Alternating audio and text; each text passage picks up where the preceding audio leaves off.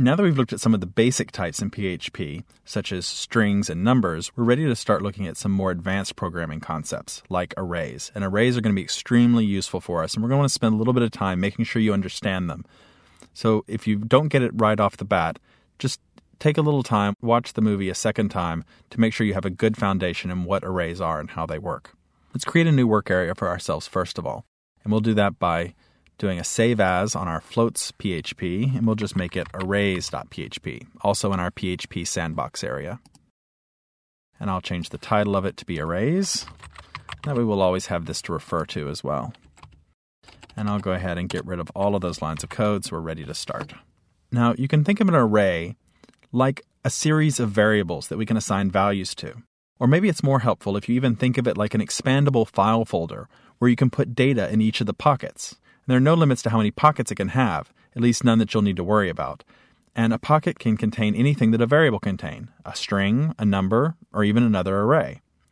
And then you can reference whatever's in that pocket by its position inside the array instead of by its variable name. So with variables, we asked for a value by asking for the variable name and having it echo. Instead, we're going to reference an array and tell it which position inside the array. So let's go ahead and create a simple array to get an idea of how this works. I'll start a PHP tag, and I'll create array1, and I'm going to define an array by using array with parentheses, and I'll just say 4, 8, 15, 16, 23, 42. And then we'll put a semicolon at the end, and we've now defined our first array. That's all there is to it. And we've put into each of the pockets of the array those numbers. And because we then assigned the whole array to a variable, we can call back for the information that's in the pockets. So we can have array1, and the way we call what's in the pockets is going to be with square brackets, and we'll ask for what's in pocket number 1.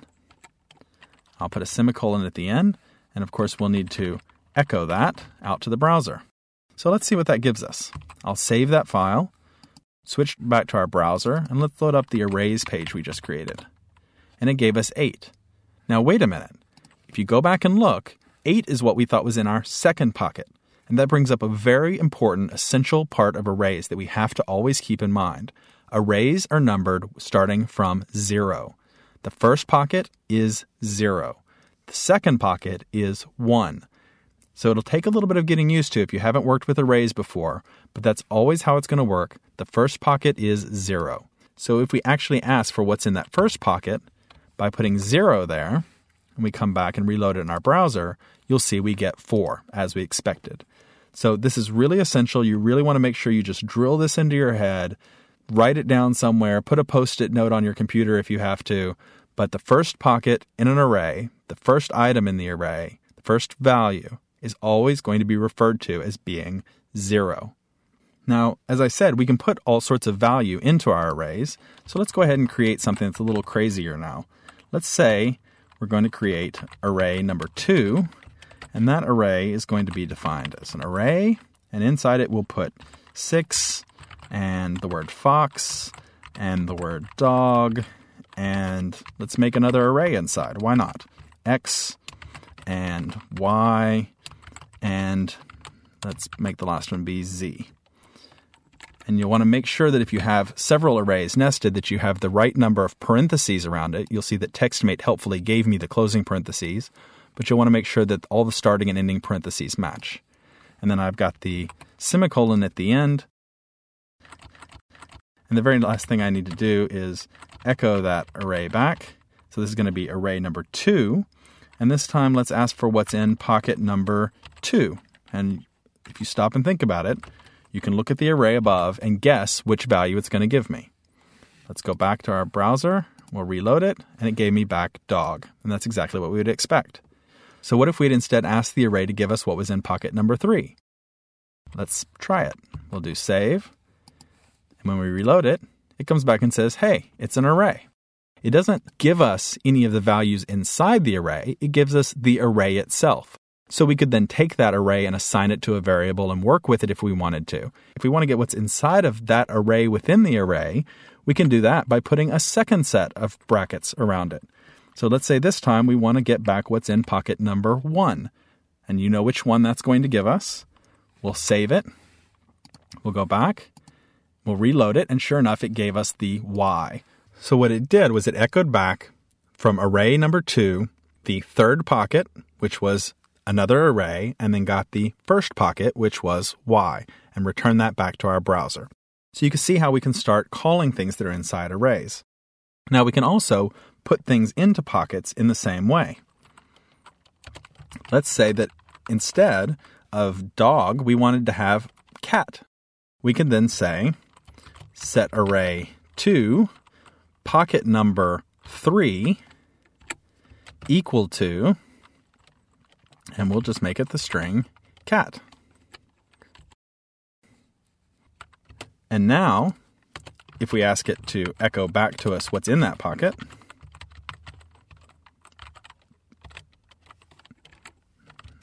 of course I need the echo at the front, don't I? There we go. Let's put a nice BR in here just so we can make it all on a nice new line. We hit reload, you'll see that cat is now what's in that pocket.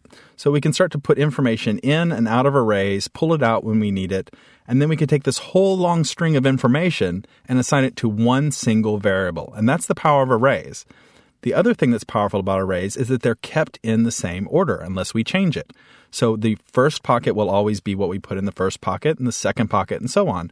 So we can actually start to maintain lists of information that are kept in a specific order. That's going to be really useful when we start working with databases, because then we can have something like a set of students. And the students can be in an array, and we can have students that are in order by last name, let's say. And we can go to the first student, and then the second student, and so on. So hopefully now you understand the power of what arrays can do for you. Now it can be a little bit cumbersome to try and remember which number pockets are in. Sometimes we're less interested in what order it's in, and more interested in what kind of data we're dealing with. And that's why we're able to give our pockets labels. Now, the pockets that I keep referring to are not actually called pockets. It's a position in the array. And what's in that pocket is the value. So the pockets that I've been referring to are actually not technically called pockets.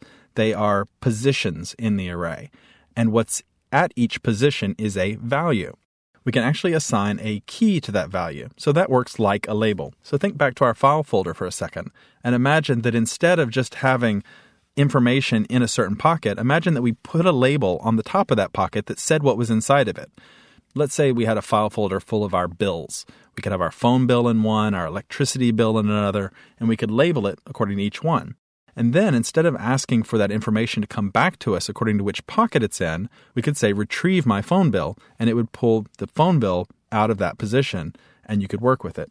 Let's try assigning keys to what's called an associative array. Let's go ahead and make a new BR tag here. And let's make our first one. And it's going to be array 3 equal to array, just like before. Okay, the structure should be very familiar by now. But instead, I'm going to put in first name with an arrow. And that's an equal sign with a greater than. But it looks like an arrow, and that's what it functions like. It's first name referencing Kevin. So now we've created a key-value pair. First name is the key, Kevin is the value. And we can do the same thing for last name. There we go. So now we have an array where there's something in the first pocket, and what's in that first pocket is Kevin. So we can ask for what's inside that array, almost the same as we did before, with array 3, and then in brackets, but this time we'll ask for first name instead of asking for the position. Makes sense? We're asking for the label, not the position. And PHP happily will use that instead of the number. So let's load that up in the browser. And you'll see that sure enough, it works. It returned what was in that first pocket. Now, incidentally, if you had tried it with the number instead, it would not work because it's an associative array. It's not going to worry about what those numbers are. The one exception to that is if you had actually made this first key be a number, which it could be. That would allow you to call it by number still. But we're going to want to use it by a label that's not just a number, it's a string. So we're going to leave it this way. And of course, we can also put together something like this that will give us back the first name and last name together. There we go. And we'll copy in last name down here. And we can guess what that will give us. It'll concatenate them together. Now we can also change the value of what's in that array the same way that we did when we were dealing with numbers and indexes for the other array. Instead, we'll say PHP array 3, put the brackets, and let's say first name equal to, and let's make it Larry. There we go. And then I'll just copy this line here, drop it down here, and we'll put in a BR tag just to make this nice and pretty. I'll save it. So now it's going to echo back the original first and last name, then set the new name, and then echo back the new version to us. And sure enough, when we come back, you see that we get both the old value of the array and the updated version.